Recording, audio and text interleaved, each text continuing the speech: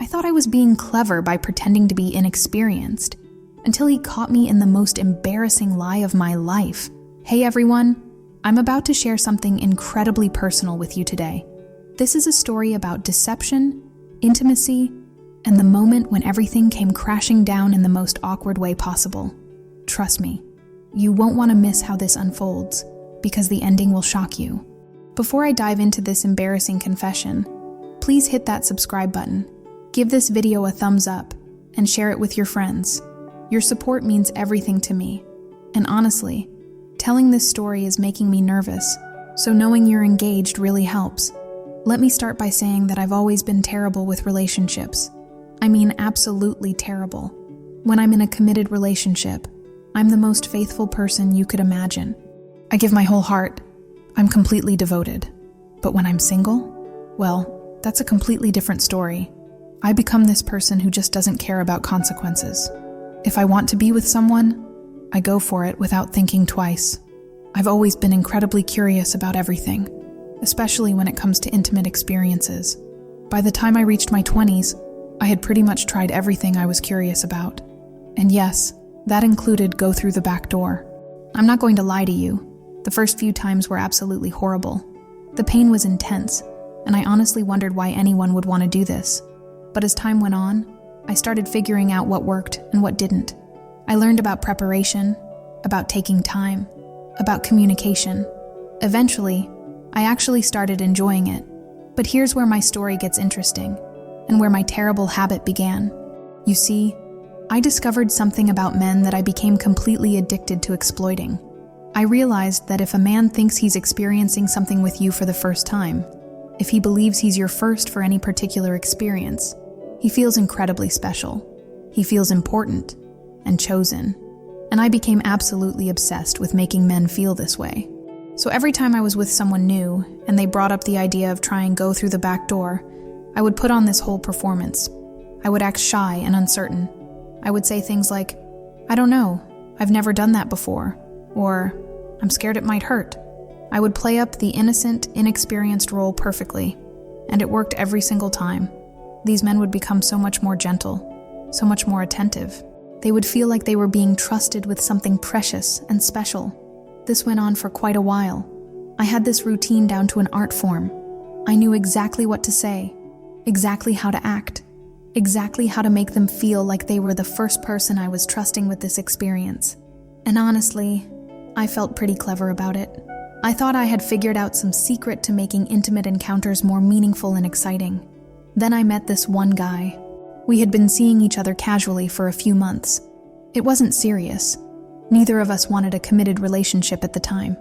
We enjoyed each other's company, the physical connection was good, but it wasn't the kind of thing either of us saw leading to marriage or anything long-term. It was just fun and comfortable. After we had been together for a while, he brought up the topic that I had heard so many times before. He told me he had never tried the back door, but he was really curious about it. He said his friends talked about how amazing it was, and he mentioned that every woman he had been with before had refused to try it. He said he felt comfortable talking to me about intimate things, and he wanted to know what I thought about the idea. Of course, I immediately went into my usual routine. I put on my innocent act and told him I had never done it either. I said I was nervous about the pain, that I didn't really know what to expect. I played the role I had perfected over the years. He was so sweet about it, telling me that since he had never done it either, we could figure it out together. He promised to be gentle and patient, said we could go slow and stop if I was uncomfortable. We planned it out carefully. He bought proper lubrication. We talked about safety and protection.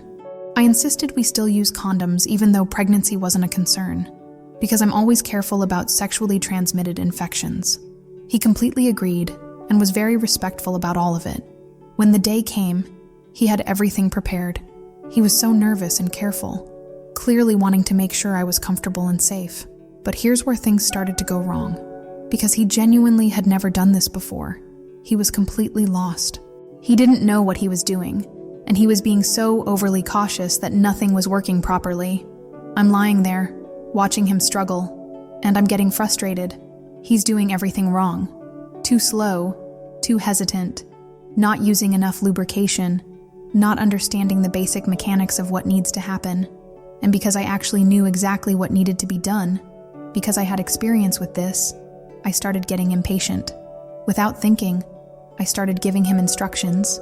I began telling him exactly what to do, how to do it, what angle worked better, how much lubrication to use. I was guiding him through every step with the confidence and knowledge of someone who definitely was not experiencing this for the first time. And that's when everything fell apart. I could see the realization dawning on his face. His expression changed from concentration to confusion, to something like betrayal.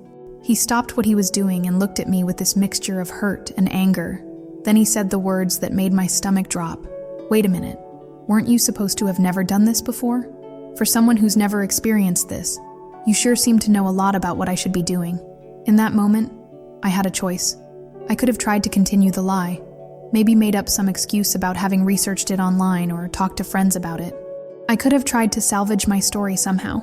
But when I saw that he had figured out my deception, when I realized my secret was exposed, I did something completely unexpected. I burst out laughing. I couldn't help it. The absurdity of the situation, the fact that I had been caught in such an elaborate lie, the look on his face, it all struck me as hilariously ridiculous. I just started laughing uncontrollably. He stared at me like I had lost my mind, clearly not understanding why I was having this reaction to being caught in a lie. When I finally composed myself, I knew I had to come clean. I told him that yes, I had done this before. Multiple times, actually. He asked me why I had lied to him, and I felt so embarrassed about my real reasons. How could I explain that I was addicted to making men feel special? How could I tell him that I got some kind of psychological thrill from being someone's first, even when I wasn't? I ended up giving him a watered-down explanation. I told him I was embarrassed about my experience, that I was worried he would judge me if he knew I had done this before. I said I was afraid of what he might think of me. It wasn't entirely untrue, but it definitely wasn't the whole truth either. Surprisingly, he was pretty understanding about it. He said he wished I had been honest from the beginning, but he didn't seem angry or hurt. And you know what? Once we got past the awkwardness of my confession, everything went much better. I was able to guide him properly, show him what worked, and we both ended up having a really good experience. We continued seeing each other for a while after that, and we explored this aspect of our physical relationship several more times. It became something we both enjoyed, without any lies or pretense between us. Eventually, our casual relationship ran its course, and we went our separate ways, but there were no hard feelings. But this experience taught me something important about myself and about honesty in intimate relationships. The embarrassment of being caught in that lie, the awkwardness of having to confess my deception, made me realize how unnecessary and potentially harmful my behavior was. From that day forward, I stopped lying to men about my sexual experience. I realized that honesty actually creates better intimacy than deception ever could. When you're truthful about what you know and what you've experienced, you can actually help your partner have a better experience too. There's no need to pretend to be innocent or inexperienced to make someone feel special. Real connection comes from authenticity, not from elaborate lies designed to manipulate someone's emotions. I learned that I could make partners feel valued and important without deceiving them about my past. In fact, being honest about my experience often made encounters better for both of us, because I could share what I had learned and help ensure we both had positive experiences. Looking back, I'm actually grateful that I got caught in that lie. It was embarrassing at the time, but it forced me to examine why I felt the need to deceive people I was intimate with. It made me realize that my desire to make men feel special was coming from a place of insecurity about my own worth, and that I was trying to create artificial intimacy instead of genuine connection.